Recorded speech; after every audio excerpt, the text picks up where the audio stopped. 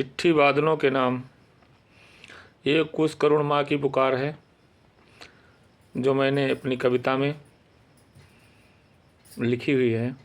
इस दर्द को कि जब बारिश होती है तो एक झोपड़ी में बैठी माँ की आत्मा क्या बोलती है और क्या निवेदन करती है, इसे मैंने वर्षों पूर्व लिखा था। आज मुझे वो डायरी प्राप्त हुई है, उसमें रचना मेरी मिली, तो मैं आज आप लोगों के बीच में साझा करना चाहता हूँ। वो क्या है, किस प्रकार है और क्या कहती है।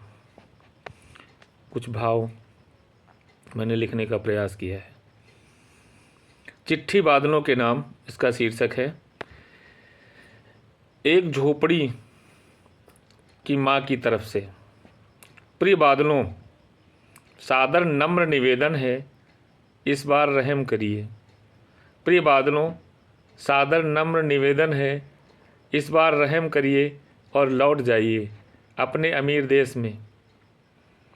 मैं जानती हूँ आपका बरसना किसी के लिए सौभाग्य है। मैं जानती हूँ आपका बरसना किसी के लिए सौभाग्य है। खेतों के लिए, नदियों के लिए, किसानों के लिए, लेकिन मेरे लिए हर साल भूख, बर्बादी और आंसू लेकर आते हैं आप। पिछले साल जब आप आए थे, पिछले साल जब आप आए थे, पिछले साल जब आप आए थे तो मेरी छत टूटी थी। इस साल मेरा बेटा टूटा है। पिछले साल मेरी छत टूटी थी, इस साल मेरा बेटा टूटा है। उसकी किताबें गल गई, बस्ता कीचड़ में बह गया है। मास्टर जी ने कहा, कमी तुम्हारे घर की है। हाँ, सही कहा उन्होंने, कमी तो है। छत की, पेट की और सरकारों की भी। बादलों, तुम्हारे संगीत पर अमीर नाचते हैं, हम गरीब कांपते हैं। बादलों, तुम्हारे संगीत पर अमीर नाचते हैं, हम गरीब कांपते हैं। तुम जहाँ बरसते हो वहाँ कविता होती है। तुम जहाँ बरसते हो वहाँ कविता होती है। यहाँ मातम, मेरे पति अब नहीं रहे। बारिश की रात में छत बचाते बचाते वो खुद बह गए थे नाले में। आज भी उस रात की गूंज मेरे कानों में है।